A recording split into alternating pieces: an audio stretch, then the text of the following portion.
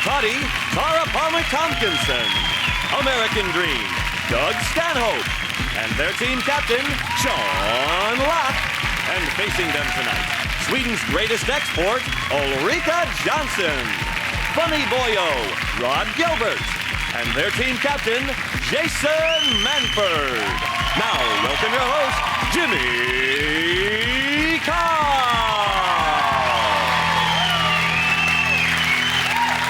Hello and welcome to 8 out of 10 Cats, a show about opinion polls, surveys and statistics. Did you know, for example, 1 in 10 Europeans is now conceived on an IKEA bed? And for similar reasons, I'm no longer welcome at the Croydon branch of DFS. 26% of New Yorkers have herpes. If you can catch it there, you can catch it anywhere. And 62% of people think that being single gives them the chance to be more spontaneous. I've got no plans tonight, so should I sob myself to sleep or comfort eat?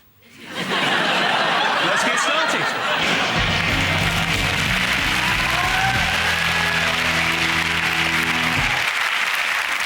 What are you talking about? That's the name of our first round. We've teamed up with a leading polling organisation and they've asked the British nation what stories they've been discussing this week. It's our panellists' job to guess the British public's top 5 most popular talking points. Sean, Tara, Doug, what have the nation been talking about? George Michael. Hooray! He was on crack. Well, that's the thing. Well, that's fair enough. Tara, let's not people in glass houses. You think he's got a problem? Yeah, I clearly think he's got a problem. But I like George Michael. I'm a big fan. I like his music, but I do think he does have a problem because he's on crack. He's caught in Hampstead Heath. I mean, how long have you got? How dare he think he owns his own body and can do whatever he wants with it? How dare he? I don't understand why people that get in positions like that apologize. He's apologizing to his public as though he has any responsibility to... Why is he apologising? Well, it does seem a bit odd, because most of the best music that's ever been created has been done on drugs. Yeah, but not on drugs in toilets. One of his fans has said he's done it because he's been on tour, now he's not on tour, and he's empty, he's got nothing to do. But I thought, when my granddad retired, he didn't start bumming and taking crack in toilets. I think one of the reasons about the toilets, public toilets, there's a lot of tension in public toilets, especially men's urinals. If you're standing at your urinal with 5 or 6 other men, it's a very tense environment. Yeah, all you have to do is just do, like, a little shimmy, and it causes blind panic. It'll go, Jesus Christ! What's going on? What are you up to? They are very tense places, and there's also that I think he gets ideas. You know that nonchalant whistling they have in toilets? Where if you're in a toilet, you hear someone going... What does that mean? And it's really worrying when it stops. That's where I reckon he got the idea for the sax solo in Careless Whisper. But they are disgusting as well. Bloke's toilet, basically, somebody went in about 15 years ago, got their cock out, started pissing and spinning round. And then every so often a member of staff goes in, signs the name on a wall and then walks back out again. My favourite one is there's one on the A1 in the services, and it says on the outside of the toilet sort of thing, it says, these facilities are checked weekly. But if you don't care, don't check them. Yeah, we check weekly. They open the door and go, that's a shithole. Job done. I went to Knutsford Services and it said this toilet will be cleaned again in 26 minutes. There's a big countdown display. I got to tell you, I like watching the toilets getting cleaned as much as you do, but I'm not waiting 26 minutes. 20 minutes is the absolute cut-off for me. So I know what I'll do. I'll have half a shit here, push on and try and catch the cleaners in Kiel. That's what I thought. Right, let's have a look and see whether George Michael is one of the most talked about things this week. Yes, this is the story that George Michael has been arrested in a public lavatory again. George Michael does practice safe sex. He keeps one foot up against the cubicle door. Jason, Ulrika, Rhod, what else have the nation been talking about this week? I think it's got to be David Blaine. He's supposed to be a magician, and his latest trick is hanging upside down for 60 hours. You're like, that's not a trick, is it? What happened to proper magic? When you see a magician, you want to go, I wonder how he did that. Not, what a prick. Right, let's have a look at a picture of the little fella in action. There he is. That's him upside down. I used to hate David Copperfield till he came along. Now I quite miss the spangly blow-dried ponce. His formula of magic, whatever he does, seems to be really awkward, plus time, plus catheter. They're all about things where he can't really go for a piss. How does the catheter work going up? Is there a nurse in the house? There's George Michael's on the other end sucking it.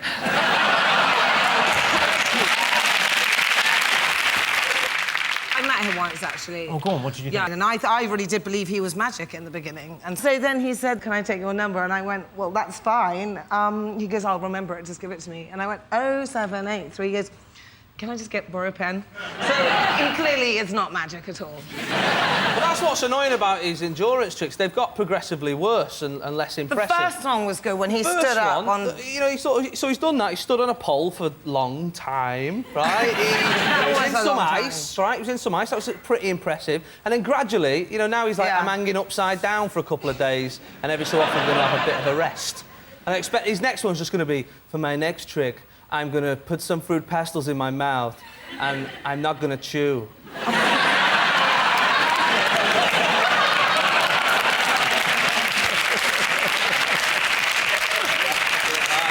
Jason, have you spent the first 2 minutes of the show writing with a biro? Look at him. That is so funny. Well, let's have a look and see whether David Blaine is one of the most talked about things this week. Yes, this is the story of David Blaine hanging upside down for 60 hours. David Blaine is hanging upside down with only electromagnetic boots holding him up. Let's hope there's not a power cut, or we won't be able to watch him fall to his death. OK, Sean, back over to you. What else do you think the nation should be talking about? Golf. Golf. What about golf? Ryder Cup. Actually, Europe lost the Ryder Cup to America. I think the weird thing about it is the BBC say, and the Ryder Cup is on Radio 5 Live. And you think, no, it's not. It's on Sky Sports, the Ryder Cup. Listening to golf on the radio has got to be the most pointless experience known to man. If you were a mole at the course, you'd have a better idea of what's going on. You'd just say, like, oh, I think it might be in. You listen to it, you go, he's knocked it quite near the hole, and it's a bit nearer, and now it's in. That's it. It's just the most pointless thing. It's better off just listening to central heating. Use of your time. That's all the BBC's got. Did you watch any of the golf? I hate golf. That's not true. Why'd you say it then? You are like a mystery wrapped in an enigma. I know. I hate golf. Aha, or do I?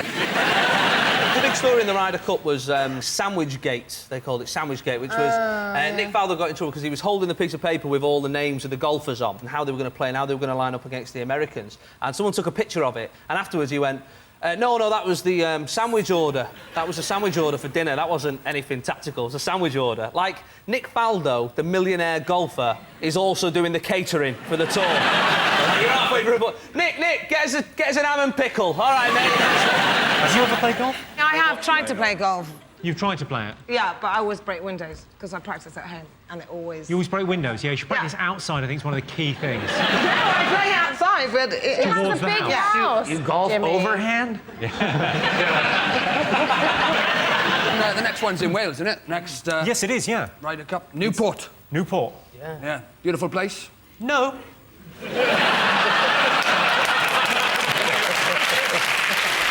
Let's have a look and see if the golf was one of the most talked about things this week. I don't know much about golf, Nick Faldo, but if you can't get your players to chip a ball through a windmill and into a clown's mouth, you don't deserve to win. OK, Jason, over to you. What else have the nation been talking about? Well, the front page of the papers were all about Gordon Brown having a kiss off his wife, and all the headlines in all the papers were kiss of life. Kiss of wife. Kiss of wife, of course.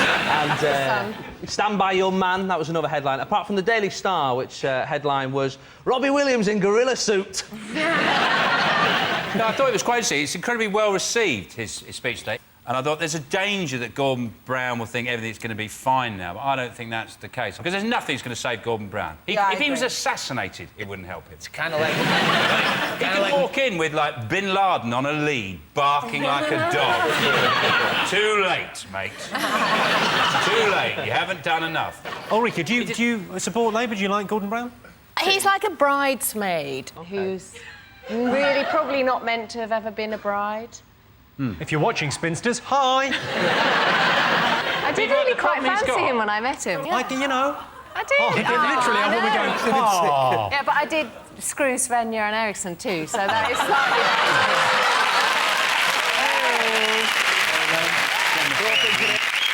Allegedly. What do you mean allegedly? You just said it.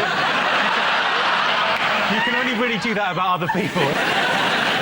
Let's see if Gordon Brown is one of the most talked about things this week. It's all our mystery.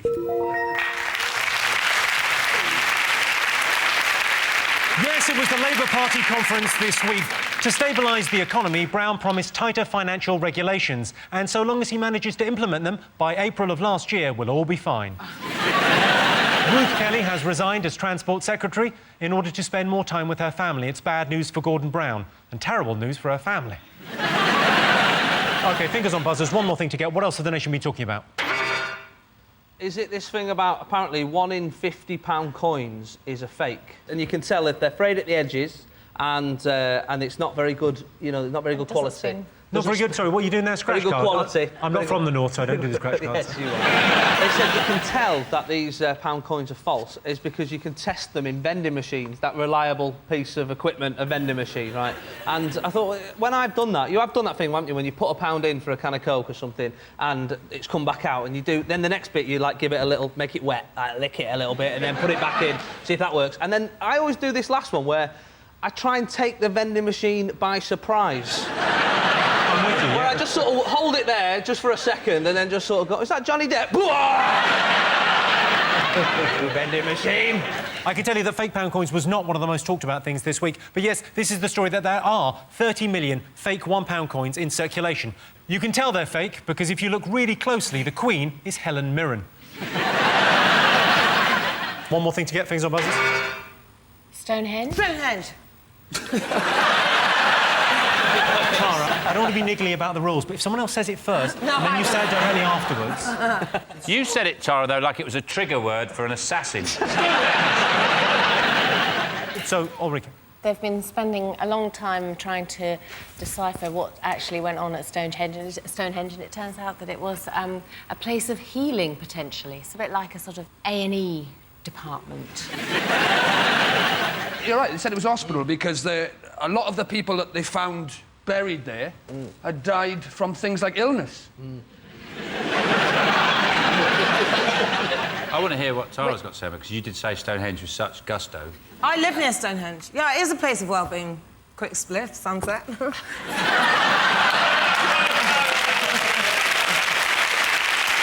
always thought it was quite cool. OK, let's have a look and see if Stonehenge is one of the most talked about things this week. Yes, this is the story that Stonehenge used to be an ancient hospital. We know this because some of the patients from then are still on the waiting list. You can find out more about this story by watching Time Team, if there's absolutely nothing else on. OK, right, at the end of that round, I can tell you Sean's team have 2 points, Jason's team have 3 points. Our next round is called Pick of the Polls. Jason, you're to go first. What do you like the look of? We're going to go with the monkey. You've chosen the monkey. Yeah. 13% of men believe a monkey could what? Could talk? 13% of people believe a monkey could talk? Men, not people.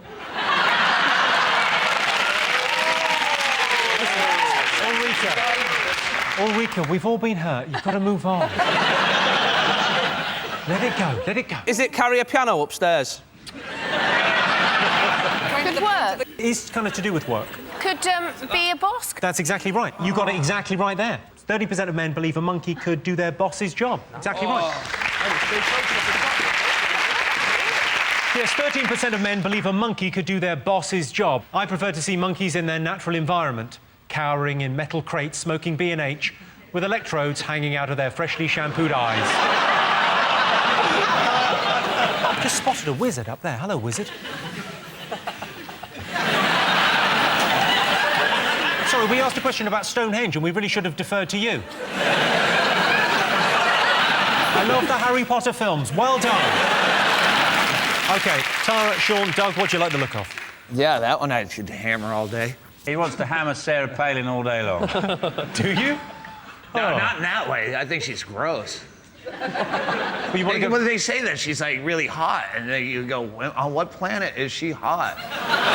Oh, she's hot for politics. She's hotter than John McCain. OK, so you've chosen Sarah Palin. America is gripped by an election campaign which could see its first ever female vice president. So we polled the studio audience and asked them, do you want to see Sarah Palin in the White House? What do you think they said? I think one of the really interesting things about her is that really all she's done is she's told a very good joke. She went out at the Republican thing and she did that joke. She said, what's the difference between a pit bull and a hockey mum? Lipstick. It's a good joke, and everyone goes, oh, that's a really good joke. And the thing I liked about it is it reminded me of the time that I put lipstick on a pit bull. And he was already pretty angry about the suspenders and high heels. So... We're going to finish the job!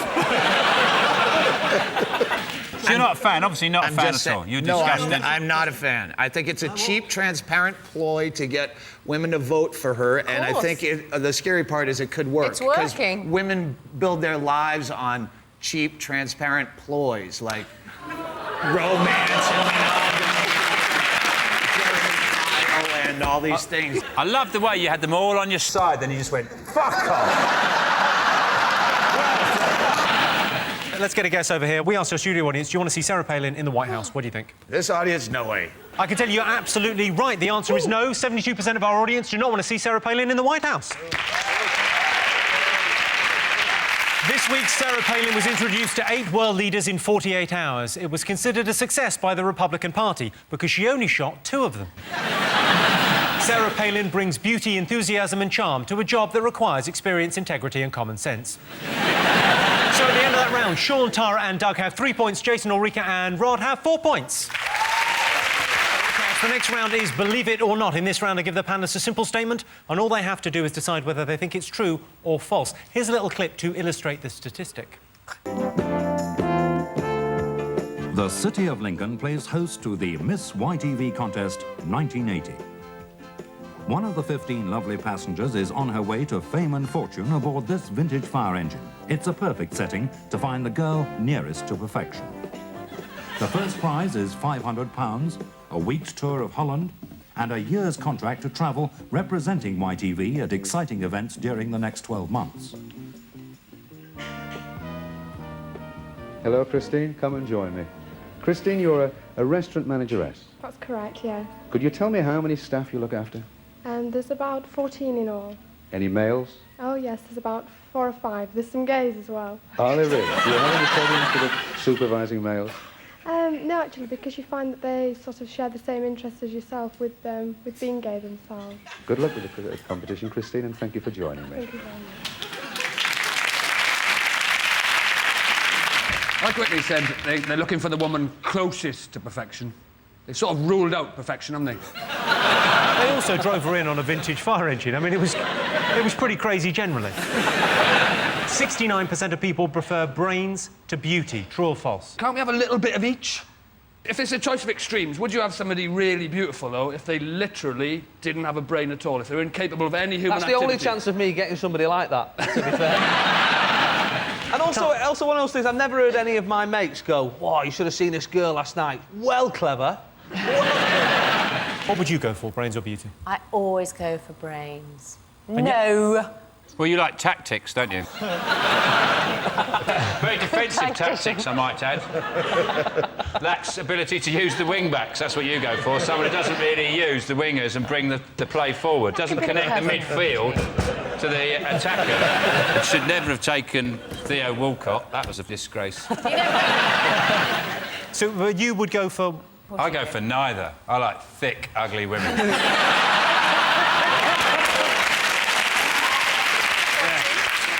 It's just a roller coaster ride. It'd be great if that was your taste. Depressing, disappointing, worthless, hollow, meaningless relationships. And you can you can do 10 in a day and nothing affects you. You can never get enough. It's like crisps.